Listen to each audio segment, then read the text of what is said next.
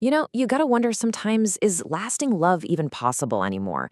Or are we all just kind of marching down the aisle towards, separate apartments and alternating weekends with the dog? Well, the source material we're digging into today says, yeah, it's possible. But, and it's a big but, only if you're willing to use what's basically a field guide that's equal parts microscope and metal detector. All right, let's dive into this pretty unapologetic system for picking a partner.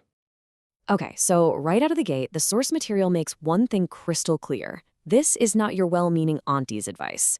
I mean, the whole approach is designed to be blunt, super controversial, and, in their own words, brutal. The goal here isn't to make you feel comfortable, it's to give you a really rigid filtering system, even if it ruffles some feathers. So, with that in mind, let's see what this whole thing's actually built on. So, the core problem this whole system claims to fix is something it calls the Great Deception. And what's that? Well, it's basically the idea that all our modern dating advice, find a nice person with common interests, is just fundamentally broken. The argument is that we're all trained to look for comfort and what looks good on paper, but in the process, we completely ignore the primal biological wiring that actually runs the show when it comes to attraction. And that brings us right to the absolute heart of this entire philosophy, the polarity principle. Okay, just think back to playing with magnets in science class, right? Opposite poles, they just snap together. And identical poles, they push each other away. Well, the author argues that human romance follows this exact same law. And to be clear, this isn't about social roles or who does the dishes. It's all about the energetic difference between what they call masculine and feminine poles. And this is where it gets, well, mathematical. The author actually quantifies this whole principle.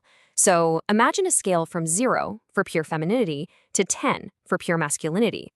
For a passionate, stable relationship to work, the formula says the man's score minus the woman's score has to be 3 or more. If that gap is less than 3, you get what they call roommate vibes. And if the woman's masculinity score is actually higher than the man's, well, the source claims that relationship is, and I quote, doomed for divorce. All right, so here's a quick look at our guided tour. We've just touched on the polarity principle. Next up, we're going to dive into the masculinity and femininity checklists. Then we'll hit the universal deal breakers, and we'll wrap up by looking at how this system decodes someone's past. So, Section 1, the polarity principle. We've got the foundation. Now let's see how this stuff is actually applied in the real world.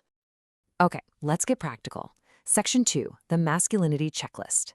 This is framed as a guide for women, so let's check out the very specific and sometimes pretty surprising signals they're told to look for. And this brings us to one of the most, let's say, provocative rules in the whole system, the smile test. The author is dead serious about this. A man with a big, posed, toothy grin in a photo is a major red flag. So why? Well, because it supposedly signals he's an honor seeker, basically someone who needs you and everyone else to approve of him. On the flip side, a more neutral, grounded face is a green light. The theory is that it shows he validates himself, which makes him a giver, not a seeker. Next on the checklist, we have the beard barometer. Yeah, you heard that right. The argument here is that facial hair acts as a subconscious signal of a man's journey from boy to man. So, a baby smooth face? That supposedly suggests he's still looking for approval. But a short, groomed beard, that's the sweet spot. It signals he runs his own life. The point isn't about fashion. It's about whether he's given himself permission to, look like a man. Okay, another huge red flag to watch out for, according to this system, is the people pleaser. You know the type. Always saying, sure, whatever you want, apologizing for things that aren't his fault, changing his opinions to match yours. The crucial point here is that this isn't about being nice. It's about lacking a backbone. In the world of this book, a guy who can't even stand up for his favorite pizza topping is never going to be able to stand up for his family. All right, now let's flip the coin and look at the other side of the equation. Section 3 is the femininity checklist. And as you're about to see, the logic here is pretty much perfectly symmetrical. The rules for men vetting women are basically just an inverted version of what we just went through. And this is a perfect example of that symmetry. So remember how a man's posed smile was a huge red flag? Well, for a woman, it's the ultimate green light. A genuine, radiant smile is seen as a sign of high femininity. It's supposed to represent receptivity and an openness to the world, which, according to the theory, is the exact energy that a masculine man is instinctively drawn to. This quote here introduces another really provocative concept, this one aimed at men. The author calls it the homosexual to the opposite sex trap. And the warning is basically this. If a man is looking for a partner who is his energetic equal in masculinity, someone who competes with him rather than complements him, he's accidentally creating a same-sex polarity. And the result? Zero long-term spark. All right, so we're moving on from the gender-specific checklist now. Let's get into Section 4, Universal Deal Breakers. According to the source, these are the big red flags that apply to absolutely everyone, no matter where they land on that polarity scale. The first, and honestly most critical one, is what's called a disproportionate reaction, or DR. This is when someone just has a massive emotional outburst over something really small. Like screaming at a waiter because they forgot the fries. The author does not mince words on this one, calling it the loudest red flag for instability and basically a sign of major chaos to come. And the book gives you a very strict step-by-step plan for how to handle a DR. The first time it happens, that's a warning. You just make a mental note. The second time it happens, the pattern is confirmed, and the advice is to walk away immediately. No third chances, no excuses, that's it.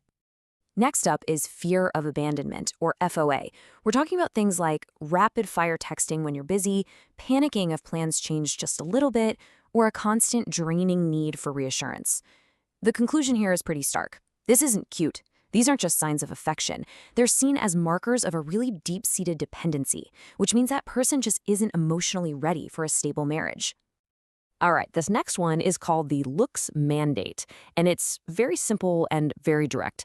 The author insists that for a marriage to actually work, your physical attraction to the person has to be at least a 7 out of 10, right from day one. The whole argument is that genuine hormonal attraction doesn't just grow over time. So if you're settling for a 5 at the beginning, you're basically setting the whole relationship up for failure down the line. Okay, for our final section, we're going to dig into how this system analyzes a potential partner's history. The core idea here is simple. Their family dynamics and their past relationships are a direct sneak peek into your own future with them. First step is the parent test, and it's based on what the author calls the 1-to-1 ratio rule. It's pretty straightforward. However a person treats their parents is exactly how they will eventually treat you once you're considered family. It's that direct. If they're respectful to their folks, they'll respect you. But if they're contemptuous, watch out, because that contempt is eventually going to be pointed your way. All right, time for another one of this book's classic counterintuitive takes. This one's about dating someone who's been divorced. So let me ask you, what do you think? If they celebrate their divorce, is that a good sign or a bad sign? Well, believe it or not, according to this source, celebrating the divorce is a major green light. The logic goes like this. The person who celebrates their freedom is seen as the escapee. They were probably the victim, trapped in a bad situation, and now they're healthy enough to be happy about moving on. On the other hand, the hanger-on, the person who's still hung up on their ex, keeping photos or talking about them all the time, that's the red flag. The book suggests they might have been the real problem in the first place. So when you boil it all down, the main takeaway of this entire system is this. Attraction isn't some mysterious, fuzzy feeling that you just hope to find and try to negotiate. It's a formula. It's based on energetic polarity.